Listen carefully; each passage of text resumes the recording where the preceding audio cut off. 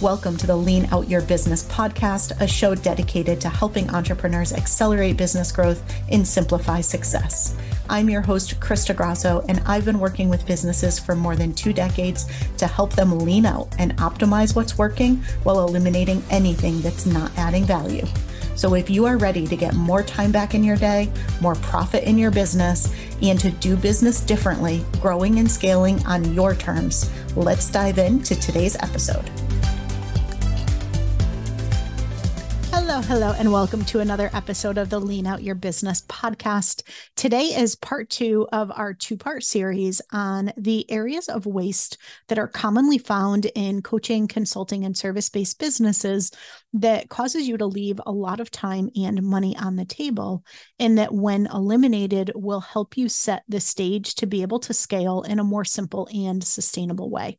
So in our last episode, if you have not yet listened to part 1, pause this, head back and listen to that first, and then come back to this one, because in part 1, I gave you an overview of all 10 areas of waste, how they relate to the areas of waste that are commonly known in the manufacturing space and in the software development space, of which there's a lot of parallels.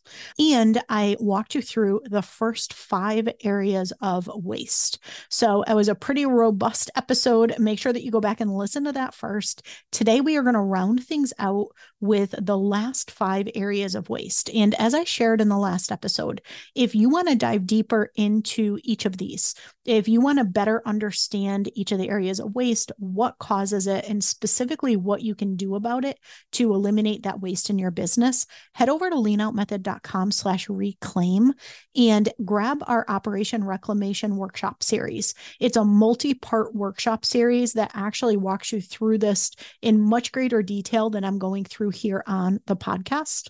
And there's 2 ways to get that. You can either go ahead and make the small investment in that program, or if you know that you are ready to scale your business, if you know that it is time to really double down on your operations, to put the right lean dream team in place, to put the right lean business systems in place, to put the right lean strategic practices in place, and to make sure that it's all grounded and aligned with your rich, fulfilled life and next level vision, you can go ahead and join me inside Ops Academy, which is our core signature program where we work with you to both simplify and scale your business. And when you join that program, Operation Reclamation is a bonus, so it's included in it.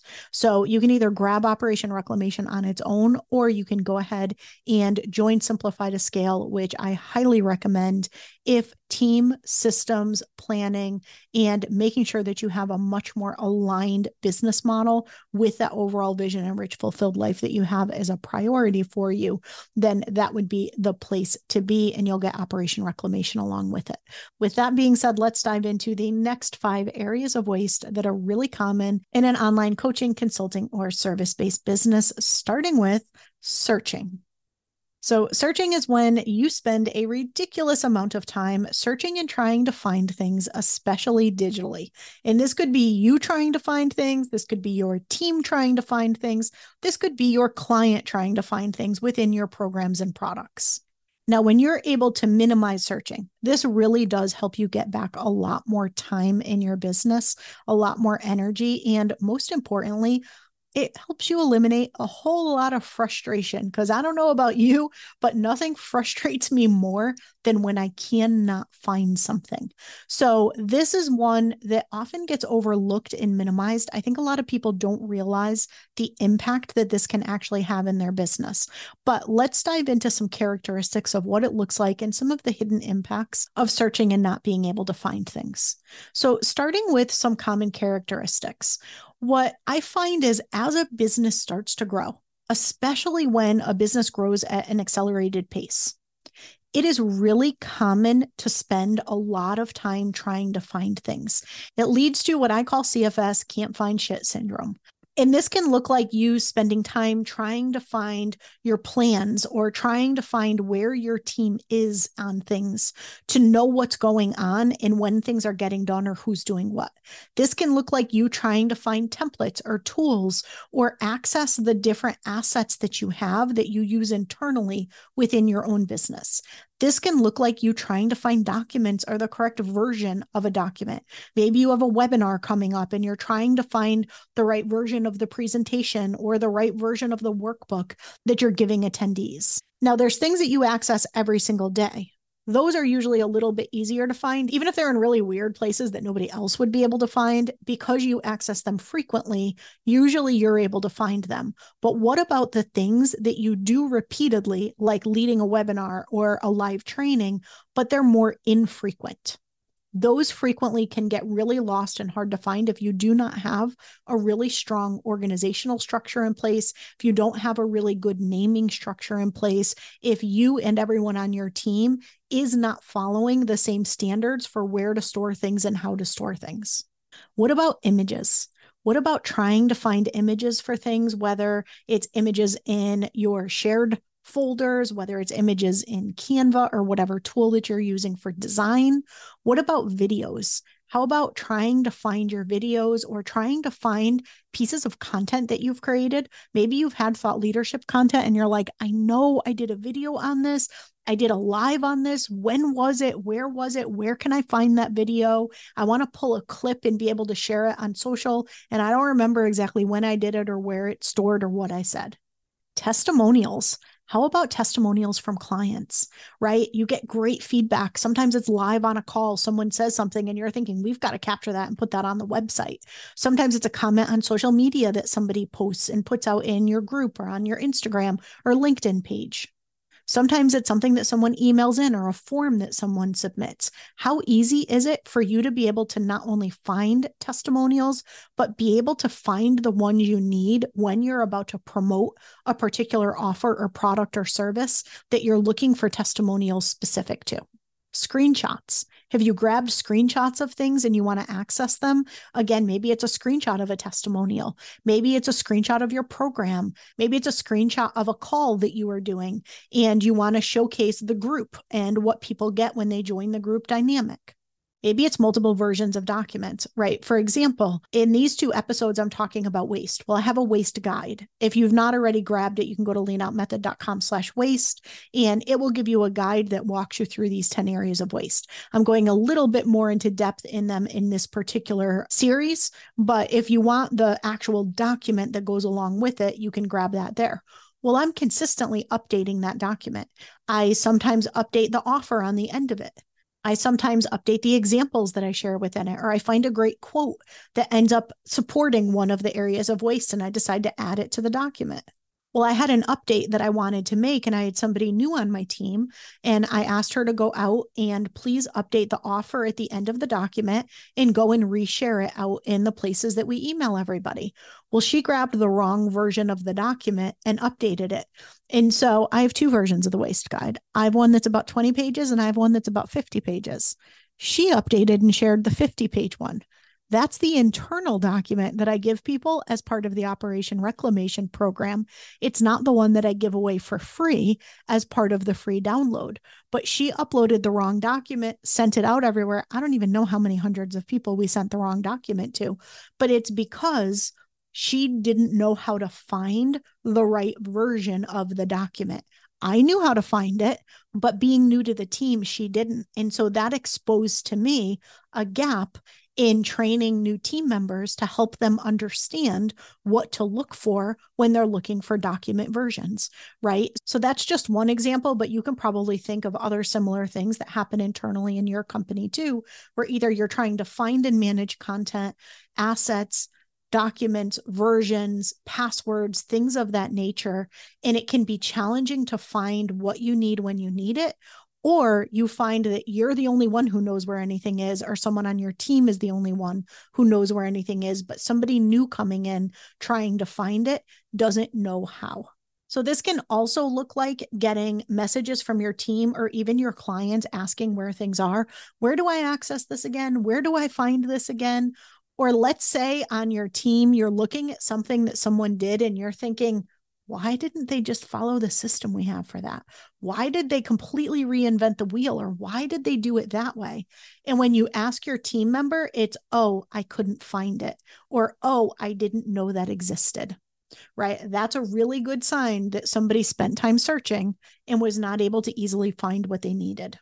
I mentioned passwords. That is a big one, right? If you are still emailing passwords, writing passwords, slacking passwords, texting passwords, you probably want a password management tool, right? You really want to be looking at things like that, especially something like that, which is security based. And then finally, links. Do you know the links to everything? For example, in our playbooks, one of the things that we do, which has been a game changer, is for every single thing that we sell, for every single thing that we do. If you think about it, things have multiple steps, multiple pieces of a funnel or a process. We put all of the links on a page in our playbook. So for example, for Operation Reclamation, what's the link of the page where somebody goes and registers? What's the link of the thank you page that they're sent to? What's the link for us to Kajabi to edit the page? And what's the link publicly for the person to land on the page? What about the emails that they get? What's the link to the automation that they get that sends them where they need to go? What's the link to the product that they need to access? So it's every single link that we need that's related to the registration, the sale, and the delivery of Operation Reclamation. We have all on one page in our tool, in our playbook. We do the same for every single program that we have. Really, really important, because I can't tell you how many times people can't find a link. People send the wrong link. Time gets spent searching for things when you do not have a really clear process and a really clear system of organization around your assets and around your information. But here's one of the reasons why I put searching as one of the areas of waste and why I see it as such a big area of waste, specifically for businesses that have a digital presence. We produce a huge amount of content. And because we are thought leaders and we are putting thought leadership content out into the market, we want to be able to repurpose that content. We want to be able to easily find that content. We want to be able to fully share and leverage the content that we're creating. And without that system and organizational structure in place around it, we can spend a lot of wasted time and a lot of wasted opportunity. But aside from that, there's another hidden cost to searching. Not only is every minute that you and your team spend searching for something time that you're not spending developing strategies or taking action and implementing something, but it is incredibly frustrating and it is incredibly disruptive. That can derail your focus. It can derail your creativity. It could derail your results. So even if you just spend 15 minutes trying to find something, it's frequently not a 15-minute impact to your business. It can completely kill your productivity. It can take you completely off course. And I think it's one of the silent killers of productivity in a business. So if you think in your own business, again, on that scale of 1 to 10 that we talked about in the last episode, how much time is spent searching for things in your business? Would you give it a 1? So none, really? You've got everything organized. You know exactly where things are. You never have problems finding things. Your clients don't have problems finding things, and neither does your team. Or is it a 10 where way too much time is spent not only trying to find things, but completely frustrated because you can't find things? There's another area of waste that accompanies searching, and that is underutilized resources. So underutilized resources is when you're not effectively utilizing the resources you have, which can be human resources, financial resources, time, tools, technology, infrastructure, everything that you have in place to help you successfully run the business, deliver your product, and market and sell. When you're able to better utilize the resources that you have, this helps you get back time and money and very directly helps you increase your profit margin. Your profit margins can take a hit when you're underutilizing your resources because you're either spending money on things that you don't need to be spending money on at all, or you're investing time that you're paying for that's eating into profits when you could be putting that time on something else. So when you're able to better utilize your resources, not only do you get the time and energy and profit margin back, but it allows you to shift your focus to the things that matter most. So there's a big opportunity along with being able to do so. Now let's look at these across your different types of resources. So we'll start with your human resources. So this is where you could have the wrong people in the wrong roles. So it's a really good person. You just have them aligned to activities that are not their strength, not their passion, not their zone of genius. Maybe you're not playing to someone's strengths and how they work best. Maybe it is the right person in the right role, but they're so misaligned in how they're working or in how things are structured that you don't really get the full benefit of their expertise or what they really love to do. Maybe this looks like not actually leveraging someone's skills or expertise or their strategic and creative thinking abilities. I see this a lot in businesses that have over systemization. They give someone such a detailed SOP for absolutely every single thing that they do that the person just simply becomes somebody who's checking boxes and they don't ever use the skill that you probably hired them for in the first place. Now, if you think about time and energy resources, this can look like spending time doing something manual when it could easily be automated by a tool, and probably a tool that you already have. This could be doing things the hard way or constantly trying to remember how to do things or making things up when you could really easily systematize it or put a process in place. And this can also look like doing the wrong things or the right things at the wrong time.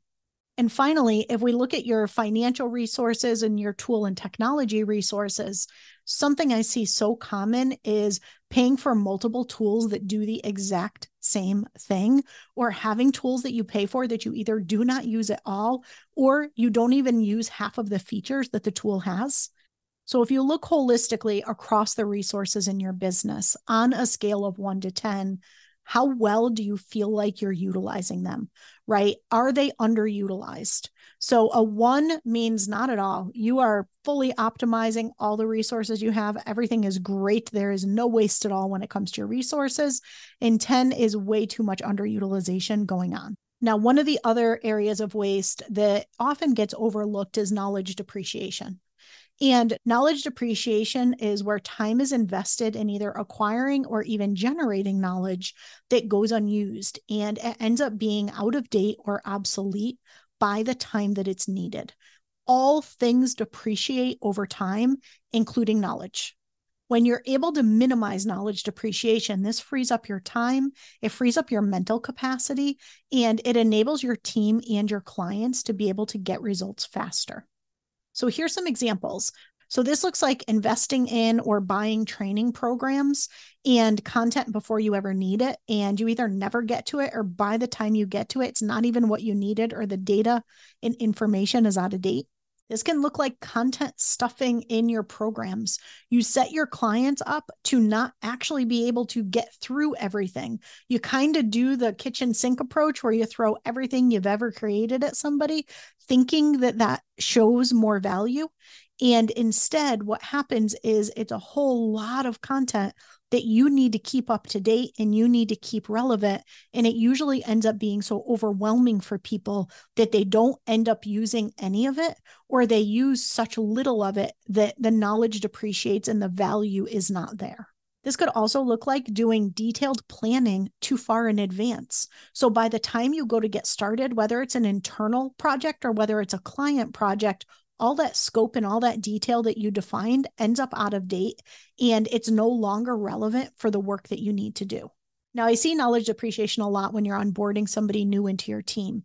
And what I frequently will see is you'll send that new hire to a boatload of training, right? You want them to learn every single thing there ever was to learn about your entire company, go through your entire company playbook, all your training videos, everything.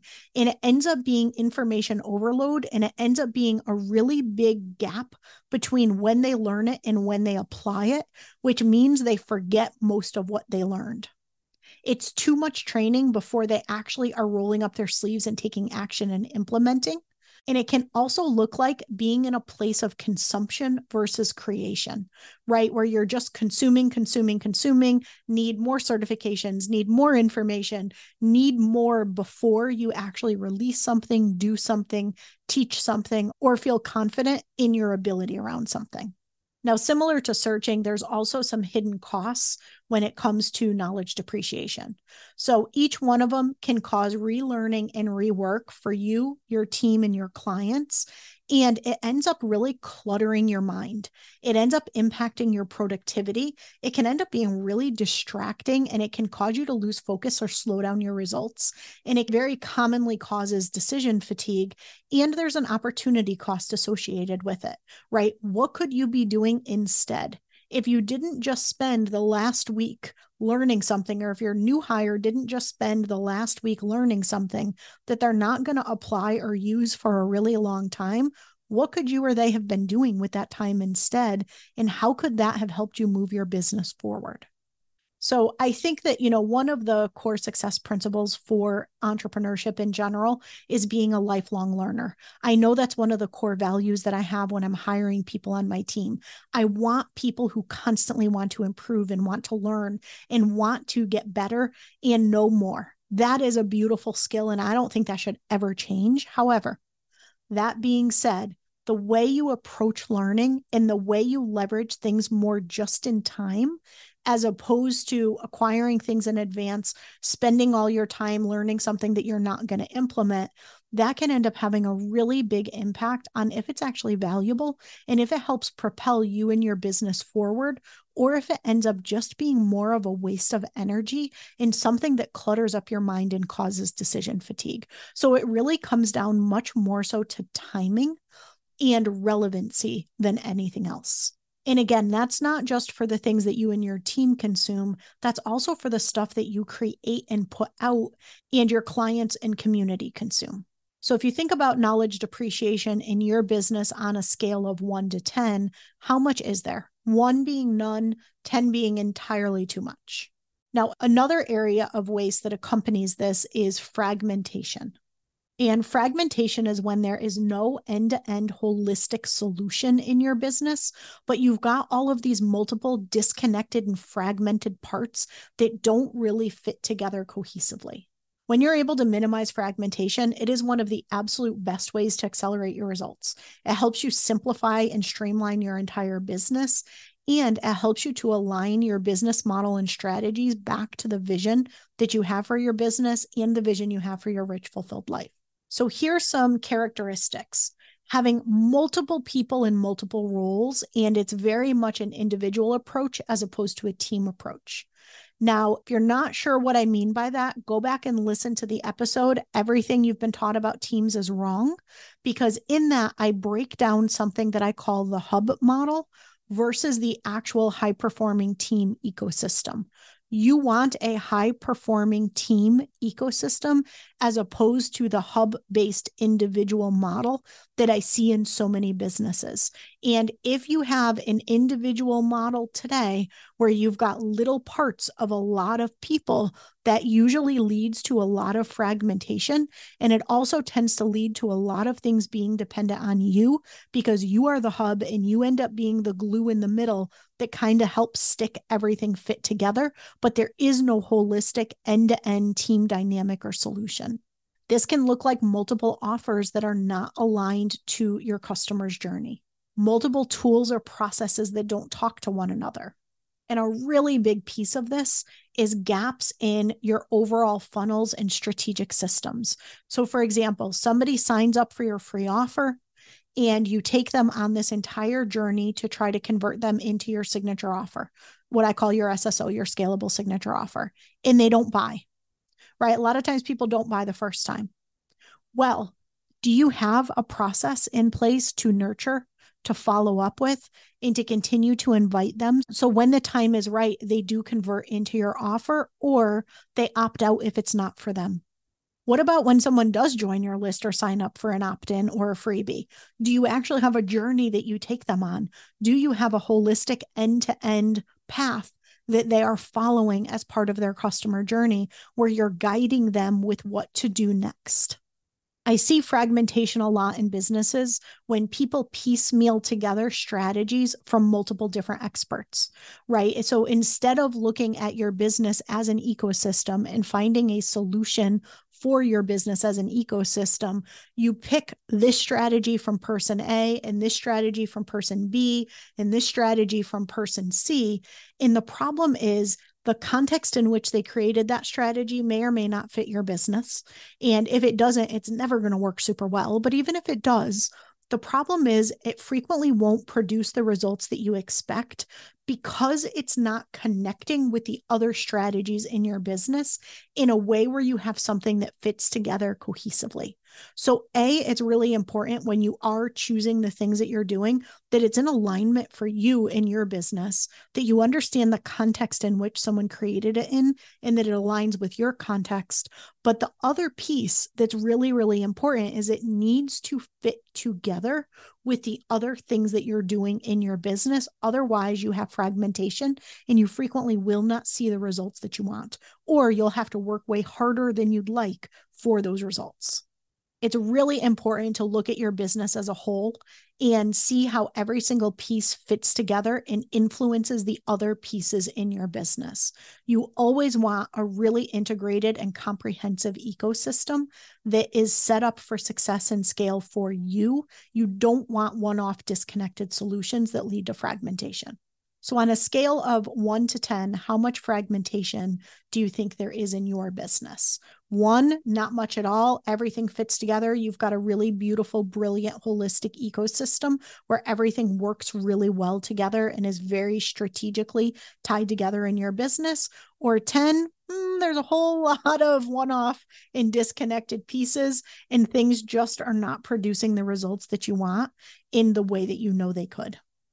And finally, last but not least, is one of the ones that I shared in the last episode is one of the biggest impacts for online businesses, especially coaching, consulting, and service-based businesses. And this to me is the thing that puts people on the hustle hamster wheel. This puts people on a revenue roller coaster. This is what leads to burnout when not addressed. So we talked about unnecessary complexity in the last episode, and that's a really big impact. The second really big impact is new versus optimization. So new versus optimization is constantly focusing on creating new and different things instead of doubling down on and optimizing what you already have that's working. So here is a reality that most entrepreneurs wish were not true, because we're natural creators, we're natural innovators, we love new, we love different. But the reality is this: new and different things is the most complex, the most time consuming, the most expensive, the most risky, and the least sustainable way to actually grow and scale your business. What you want to do is actually optimize what's working instead of implementing something new.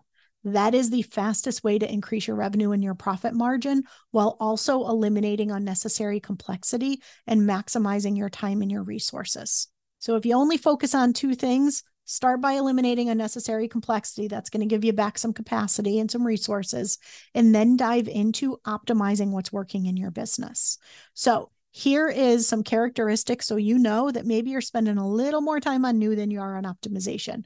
1, you feel like you're on a revenue roller coaster and you've got cash flow challenges. A lot of times that's tied to either doing things new or not fully optimizing what you're currently doing. You're constantly reinventing your programs and services all the time, not in the spirit of continuous improvement. This isn't small evolutionary changes. These are big revolutionary changes and reinventions. You're constantly trying new strategies and tactics. Again, more revolutionary changes as opposed to evolutionary experiments. You spend much more time in build and create mode than you do in run mode or improve mode. And you and your team have an overwhelming amount of new things that you need to constantly learn and do. This could look like implementing new tools instead of actually leveraging the ones you already have. This can look like adding new team members instead of upskilling the ones you already have. This can look like adding new social media platforms and functionality instead of optimizing the ones you're already using, and following new strategies and business models and putting out new and different offers, again, instead of optimizing what you already have in place.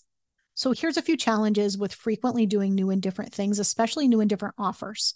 It can be really confusing for your clients, and it can be really overwhelming for your team. It makes it challenging to coordinate fulfillment. Your customer experience can end up suffering as a result, and it's usually pretty time consuming and expensive to market and sell. It will require a lot of systems to be created and maintained in order to get and deliver consistent results. makes it much harder to predict revenue and cash flow, and it can lead to missed optimization opportunities, which leaves money on the table. So on a scale of 1 to 10, how much of your focus and your team's focus do you think is on new things versus how much focus is on optimizing what you already have? If you're straight up optimization mode all the time, you feel like you have gotten the maximum value out of everything you're doing, it's a 1. You're more on the 10 side if you are under optimizing what you're doing or focused way too much on putting out new and different things. So as I shared, I go much deeper into this and what you can do about it inside Operation Reclamation or Ops Academy. But this was just an intro into the top 10 areas of waste, what they might look like in your business, and how you can start to think about them, because eliminating these areas is what's going to give you back time. It's what's going to allow you to increase your profit margin. And most importantly, it's what's going to enable you to be able to scale in a simple, sustainable way. If you have any questions, if you want to dive into what this looks like in your business, if you're curious and want to learn a little bit more about Ops Academy, and if that makes sense to you, you can always put time on my calendar anytime at scalingstrategycall.com, or you could put time on my team's calendar. I hope you got a lot of value out of this 2-part series on the top 10 areas of waste. I will see you again next week.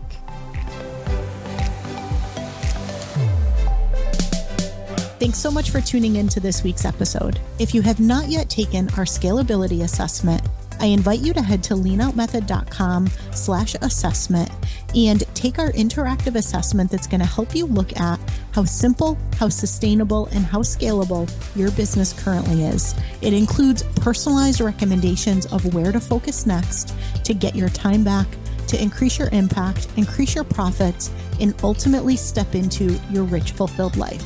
And finally, we'd love to see you inside our signature program, Simplify to Scale. You can head to leanoutmethod.com/ops to find all of the details on how we can help you uplevel your operations and get out of the day-to-day of your business.